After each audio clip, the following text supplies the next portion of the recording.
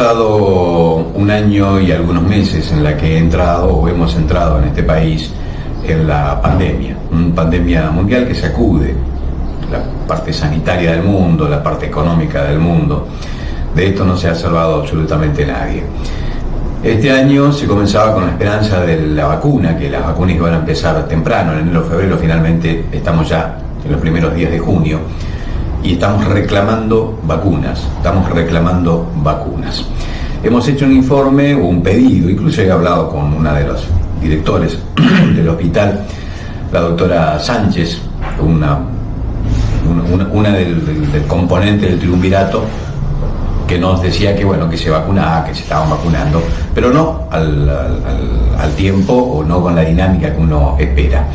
Días después de ese informe que hemos publicado, el doctor Sperati, el bioquímico Sperati, de la ciudad de Reconquista, el titular de la región 2 de salud del norte de Santa Fe, confirmaba con datos estadísticos que el departamento obligado es el peor departamento en términos de vacunación en la provincia. Solamente tiene el 17% de su población vacunada, lo cual no solamente habla de lo mal que se están haciendo las cosas, sino que el reclamo que veníamos haciendo la semana pasada tiene un fuerte asidero, porque se entiende de que los reclamos, naturalmente, en la necesidad de ponerlos en valor, necesitábamos que alguien salga a explicar esto. No nos explicó a nosotros Sperati, porque no nos atiende el teléfono Sperati a nosotros, pero en algunos medios de Reconquista, amigos de él, tuvo la decencia de admitir de que el vacunatorio y la dinámica del vacunatorio en el departamento obligado es un mamarracho.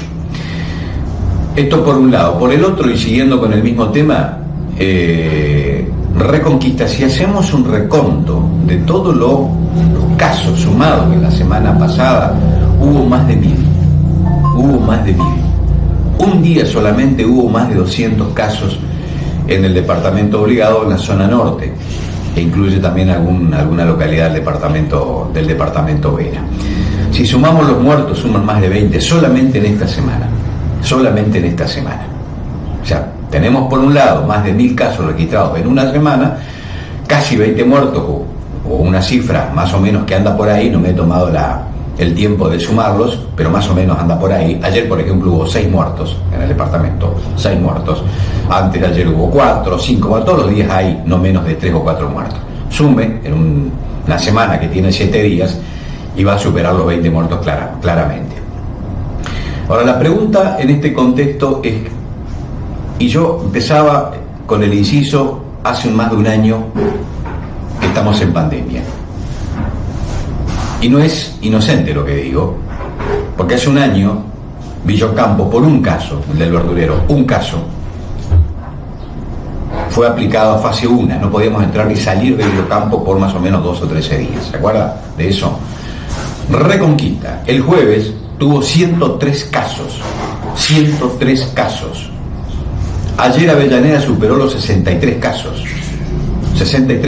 Avellaneda es una localidad chiquita, muy parecido en términos demográficos a la ciudad de Villa Ocampo. 63 casos. ¿Cuánto hace que no se reúne el comité de crisis de Avellaneda, comité de crisis de Reconquista, esas famosas conferencias donde el intendente hacía anuncios intangibles y poco probables, o era una manera muy difícil de probar todo lo que allí se decía? Finalmente vino una intervención que dejó por tierra todo lo anunciado. Era una farsa. En el hospital se hacían verdaderos desastres que no tenía nada que ver con lo que anunciaba Vallejos en conferencia de prensa, mientras al lado del propio Vallejo, quien hoy oficia de alter ego de Sperati, lo único que hacía era así con la cabeza, era quien estaba al frente del nodo. Yo no veo hoy la posibilidad de que Vallejo haga lo mismo, teniéndolo a Sperati, que es un político, haciendo así con la cabeza en las conferencias de prensa. Es obvio que se iba a terminar esa historia, pero sería bueno que se sepa que en estos últimos 20 días los comités de crisis se hayan reunido. Yo no tengo datos. Los comités de crisis departamentales, por ejemplo, aquel que encabeza el senador Balcón, ¿cuánto hace que no se reúnen? ¿Cuánto hace que no se toma una decisión? ¿Cuánto hace que no se hace una evaluación de situación en el departamento obligado, cuando pasamos y superamos una semana con más de 1000 casos y más de 20 muertos? ¿Qué están esperando, muchachos? Para cortar ruta y salir a defender a Vicentín son rápidos. Ahí no les tiembla la mano, ahí no hay problema. Para mandar gente a hacer marchitas, que hoy están pagando las responsabilidades, porque esto naturalmente tiene consecuencias inmediatas. Los casos que se registraron en esta semana, que son más de 1000, bueno, obviamente tienen mucho que ver con esas marchitas. Marchitas que no se han desconcentrado, marchitas que no se las ha, no se han tomado medidas para dispersarlas, sino más bien desde abajo y en el silencio se las avala. Se las avala. ¿Por qué? Bueno, porque detrás de esto hay un negocio político que es cuanto peor mejor, cuanto más muertos tengamos, más posibilidad de ganar las elecciones tenemos. Bueno, esta misma gente es integrante, cuando no presidente, del comité de crisis del departamento. Frente a este contexto, muchachos, ¿qué están esperando para reunirse? 1000 muertos, 1000 casos, más de 20 muertos. Villocampo hace un año atrás por un caso, fuimos a fase 1. ¿Cómo se explica esto? Desde el informe último que hicimos reclamando vacunas, yo no digo que haya sido una consecuencia inmediata, pero por lo menos empalmamos con el reclamo y ante la respuesta. Empezaron a aparecer, y desde ayer hay un montón de gente que ha sido notificada de vacunarse o de poder vacunarse en lo que hace esta semana. Parece ser de que las vacunas, por arte de magia, aparecieron. No sé dónde estaban, aparecieron de la nada. Bueno, bienvenido sea. Lo malo es que se sospecha que la tenían guardada las vacunas y no estaban siendo distribuidas correctamente. Ahora, sobre el vacunatorio, yo le digo, tengo mucho para preguntar, porque tengo datos de gente de 30 años, 32, 33 años, sin comorbilidades, que han sido notificados para ser vacunadas en los procesos o en los días de esta semana, y otra gente de 50, 60 años que todavía no ha sido vacunada, no ha sido notificada. Yo tengo 56 años, mi esposa tiene 55 y no hemos sido notificados. ¿Cómo es que se le da turno a gente de 30 años, 32 años y gente de 50, 60 todavía no recibió su turno? ¿Quién otorga los turnos? ¿Bajo qué criterio se otorgan los turnos? ¿Quién maneja esto? Digo, pregunto de nuevo lo que había preguntado el último informe. ¿En la Argentina anda algo? Digo, ¿hay algún estamento del Estado que funcione bien y correctamente? Porque parece ser que lo manejan los tres cifrados, muchachos. No se puede estar otorgando turno a gente de 32 años cuando hay gente de 55, 57, 60 años que no ha sido todavía vacunada y que ni siquiera tenemos el turno para la primer vacuna. ¿Qué están esperando? ¿Quiénes manejan? ¿Qué criterios aplica para estas cuestiones? Celebro que empiecen a vacunar y celebro que haya gente que haya recibido su turno. Ahora, con un criterio más o menos acorde a lo que se estaba diciendo, que se terminaba lo de 70, se sigue con lo de 60 y se sigue con lo de 50. Esta semana apareció gente de 32 años que va a ser vacunada, sin comorbilidades, y uno se pregunta, pero ¿cómo es el tema? ¿Falsearon los datos? ¿No tienen para poner? O sea, vos cargas cualquier cosa y quien maneja los datos cree cualquier cosa. Pues no hay manera de explicar esto, no hay manera de poder explicar. Los casos en Ocampo, gracias a Dios ayer hubo muy pocos casos, pero jueves y viernes fue tremendo. Se superaron los 31 casos el día viernes o sábado, no me acuerdo bien, el viernes. 31 casos, una locura. ¿Qué está pasando? ¿Dónde están los controles? Uno pregunta y siempre recaemos en las mismas respuestas. Fiestas clandestinas, reuniones sociales, hay irresponsabilidad cívica y terminamos en estos casos. Ayer recibo un parte de prensa por parte de la policía que daba cuenta de un accionar que se llevó adelante el día sábado o viernes en la localidad de la ciudad de Las Tocas, donde había una fiesta clandestina. ¿Saben dónde estaba la fiesta clandestina? En el Club Náutico Patocuá. En el Club Náutico Patocuá. El Patocuá, que es un lugar hermoso, está muy bien acondicionado, uno disfruta del aire libre, uno disfruta del paisaje, es una maravilla cómo está organizado, cómo está trabajado, cómo está presentado ese organismo. Es ONG, podríamos decirlo, es una institución afines a esas cuestiones, con la cota, la pesca y demás. Ahora, los directivos, ¿cómo pueden permitir de que sea una fiesta clandestina en sus propias instalaciones, muchachos? Pues no se puede entrar al Patocuá así de una, sin permiso. Alguien te tiene que dar permiso, porque es un lugar semiprivado. Es un lugar semiprivado. Quiero decir, el Pato Cuá, el año pasado, el anteaño pasado, de la provincia, más concretamente de la Cámara de Diputados, recibió un subsidio de 500.000 pesos, medio palo, medio millón de pesos. ¿Sí? No tengo nada en contra de que le den medio millón de pesos al Pato Cuá. Este año, por ejemplo, cuando se asignaron los fondos para construir el ripiado de las Toscas hacia el Pato Cuá, que son más o menos 7 kilómetros, en un presupuesto de más o menos 60 millones de pesos que se van a invertir en un ripiadito para que las 4x4 de 2 palos y medio, con una lancha de 1,5 millones vayan a pescar y puedan volver un fin de semana en caso de lluvia. Bueno, son lujos que nos damos en el norte de Santa Fe, lujos que contrastan con el 60% de la población que come polenta 3 veces a la semana. Mientras ponemos plata ahí, no tenemos para darle comer a quienes no tienen para comer. Una cantidad enorme de actividades económicas que están restringidas y que la están pasando mal porque no pueden trabajar. Y esa gente tampoco está asistida. No hace falta que les nombre. Comedores, gente que tiene que ver con la recreación. Gimnasios, por ejemplo, que yo entiendo que esas medidas son y deben ser aplicadas porque son lugares donde se puede dar la conexión o un vector para terminar multiplicando los casos. Ahora, en este contexto, muchachos, poner 60 millones de pesos en un ripiadito es un contraste.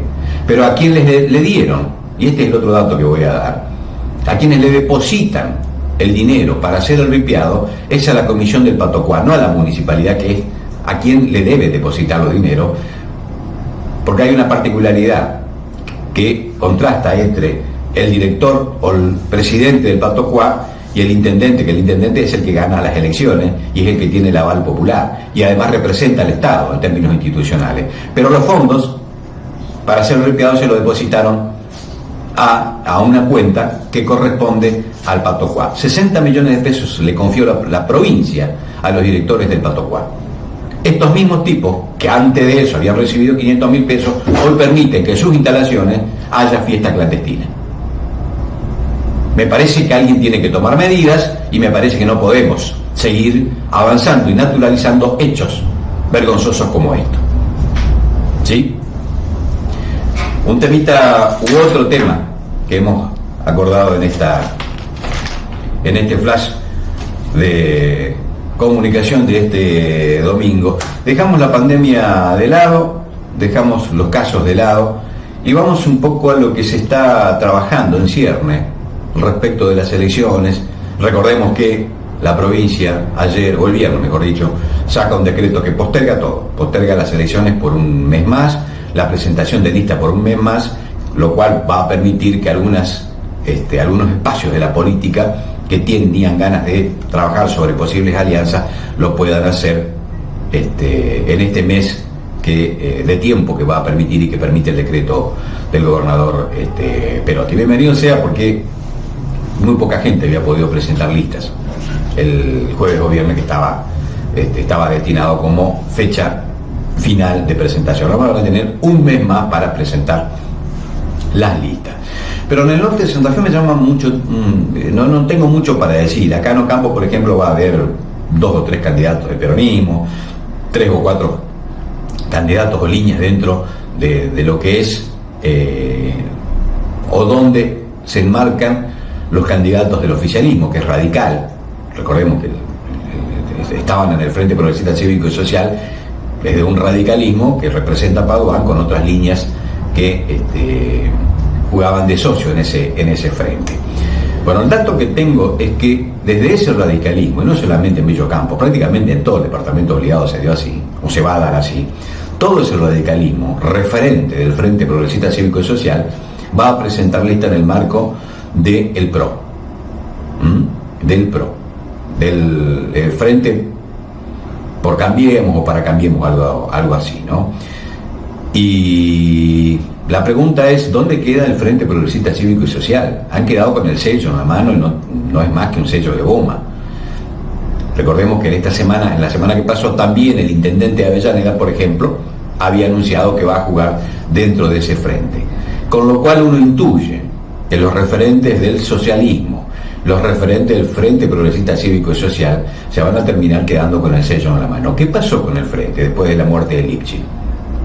Del ex gobernador Lipschitz, el gran elector que tenía ese espacio político.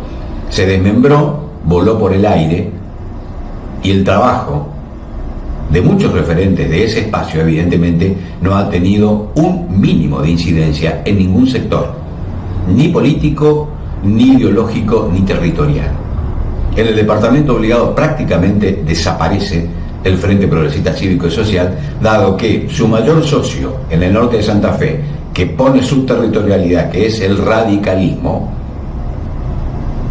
ha anunciado que en el frente, o los frentes que están armando, lo van a hacer en el marco del PRO, o de este movimiento que se llama Frente por el Cambio.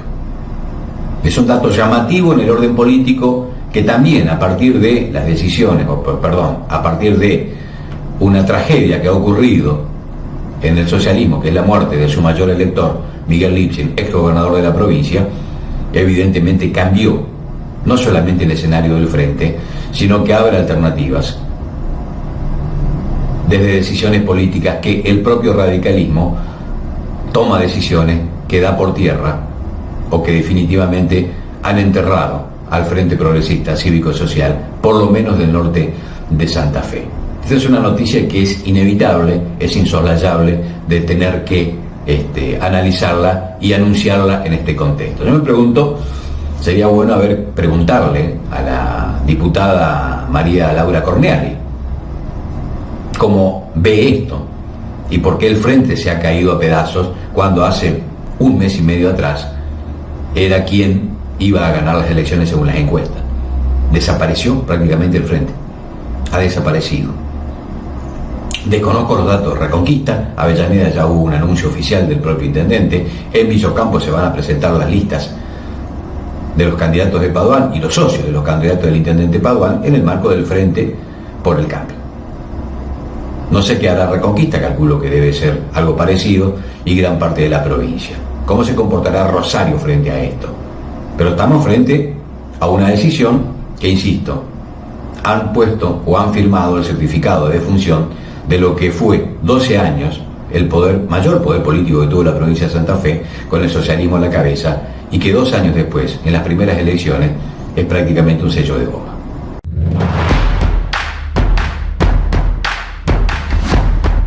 PNM, realidad, análisis, notas y testimonios. PNM, semanario editorial, redes